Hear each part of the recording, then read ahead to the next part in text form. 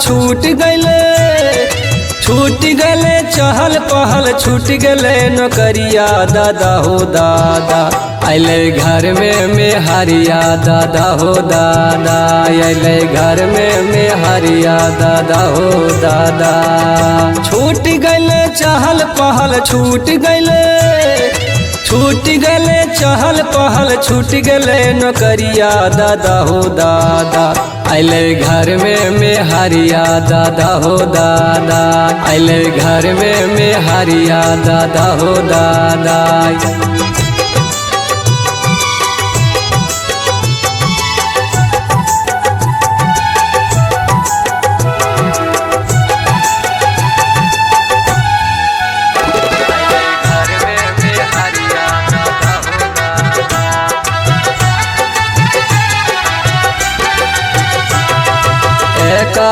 च्वास दादा बड़ी अनमोल छो हर पल हर दम फेसबुक गूगल हो।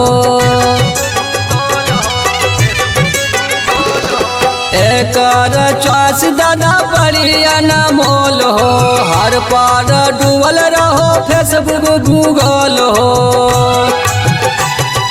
बोलला पे फेंक के मारो बोलला पे फेंक के मारो हमरा के थारिया दादा हो दादा अले घर में हरिया दादा हो दादा अले घर में हरिया दादा हो दादा।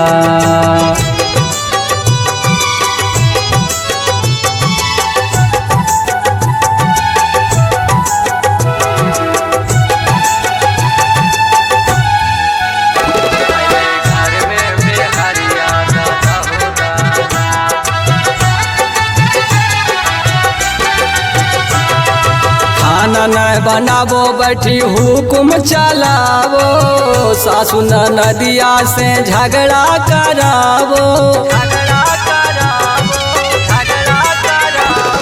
खाना नहीं बनावे छो हुकुम चलावे छो सासु नदिया से झगड़ा करावे छो। व्यास लखन जी से हो व्यास लखन जी के हो मान मजबूरिया दादा हो दादा अले घर में हरिया दादा हो दादा अले घर में हरिया दादा हो दादा।